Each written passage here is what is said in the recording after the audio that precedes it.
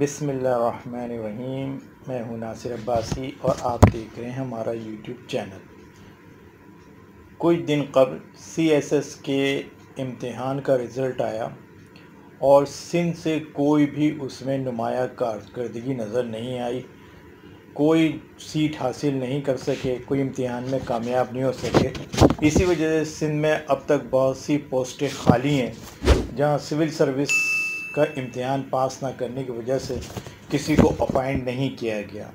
लेकिन सबसे अफसोसनाक बात यह है कि अभी कुछ दिन कबल ही सिंध के महकमा तालीम ने जूनियर एलिमेंट्री टीचर स्कूल के लिए टेस्ट लिए। ये टेस्ट IBS सक्कर के तहत लिए गए और इसमें रिज़ल्ट 1% भी नहीं आया।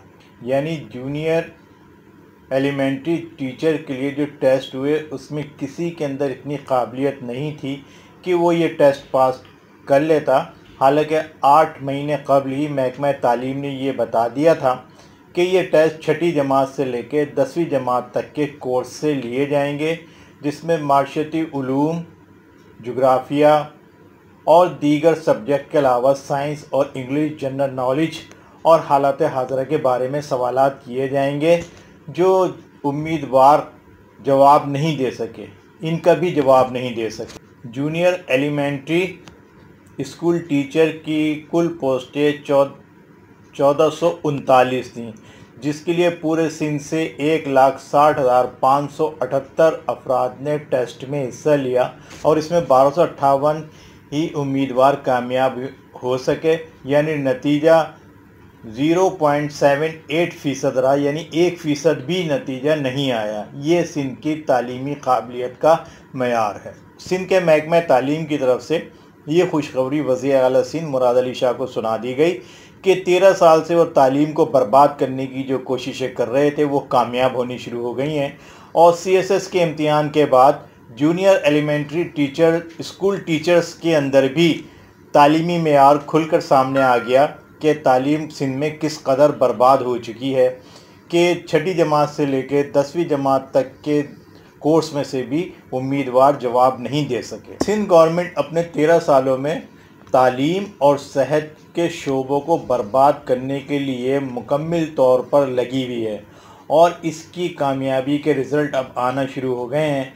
तालीम का तो आपको मालूम ही है कि CSS और एलिमेंट्री स्कूल टीचर्स के रिज़ल्ट ने ज़ाहिर कर दिया है कि तालीम का अब सिंध में क्या मेयार है और सरकारी अस्पतालों के होते हुए प्राइवेट अस्पतालों की मांग ने भी इजाफ़ा कर दिया है कि सरकारी अस्पतालों में किस तरह मरीज़ों के साथ सलूक किया जा रहा है। जब सरकारी स्कूलों में गधे बांधे जाएंगे तो फिर वहाँ से गधे ही निकलेंगे और फिर सरकारी स्कूलों की इमारतों की हालत ख़राब।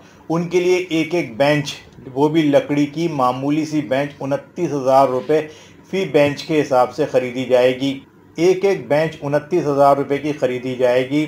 घोस्ट हज़ारों स्कूल हैं और हज़ारों ही घोस्ट टीचर हैं। उनके नाम के पैसे गवर्नमेंट कमा रही है और ना उन स्कूलों का वजूद है और ना उस अमले का वजूद है। किसी ज़माने में सरकारी स्कूलों की तालीम का मेयार किसी भी प्राइवेट स्कूल की तालीम से कम नहीं था, लेकिन अब सिंध के स्कूलों का हाल सबको मालूम है कि उनमें गधे और भैंसें बांधी जा रही हैं तो वहाँ से गधे ही निकल रहे हैं और उन गधों का टेस्ट हुआ तो सारे के सारे गधे फेल हो गए। और सरकारी स्कूलों को जानबूझकर बर्बाद किया गया है और किया जा रहा है ताकि प्राइवेट स्कूल जो बाअसर अफराद के हैं और उसमें भी ज़्यादातर सिंध गवर्नमेंट के लोग शामिल हैं और उनसे सिंध गवर्नमेंट के अपने मफादात वाबस्ता हैं, इसलिए सरकारी स्कूलों को बर्बाद किया गया ताकि प्राइवेट स्कूल मनमानी फ़ीसों के साथ आवाम को लूट सकें। जिस तरह के सरकारी अस्पतालों को बर्बाद करके प्राइवेट अस्पतालों को डाकुओं और लुटेरों के गढ़ बना दिया गया है, जहां जाने वालों को दोनों हाथों से लूटा जाता है और एक बीमारी का बिल लाखों रुपए में बनाकर मैयत उस वक़्त तक नहीं दी जाती जब तक कि वह लाखों रुपए वसूल ना कर लिए जाएं। प्राइवेट स्कूल और प्राइवेट अस्पताल सिंध के अंदर कमाई का सबसे बड़ा ज़रिया है और सिंध गवर्नमेंट की इनको पुष्टपनाही हासिल है और ये दोनों ही इदारे मिलकर पूरे सूबे सिंध और ख़ास तौर से कराची के अवाम को लूट रहे हैं, चाहे वो प्राइवेट अस्पताल में मरीज़ हों या स्कूलों में तालिबे इल्म हों। उनको दोनों हाथों से लूटा जा रहा है। क्योंकि तालीम इंसान को अक्ल व शऊर अता करती है और इंसान को अच्छे बुरे की तमीज़ हो जाती है। और सिंध हुकूमत कभी नहीं चाहती कि सिंध की आवाम बाशऊर हो जाए ताकि उनके काले करतूतों का जायज़ा ले सके और उनको मुस्तकबिल में रिजेक्ट कर दे। इसलिए वो उनको अनपढ़ और जाहिल ही रखना चाहती है ताकि वो अपनी मनमानी करते रहें और हमेशा मुंतखब होकर सिंध पर काबिज़ रहें। ये थी हमारी आज की बातें। अगर आपको अच्छी लगी हैं तो लाइक करें, सब्सक्राइब करें हमारे चैनल को। हमें अपने कमेंट ज़रूर दीजिएगा, हमें अपनी दुआओं में याद रखें। हमें इजाज़त दीजिए। अल्लाह हाफिज़।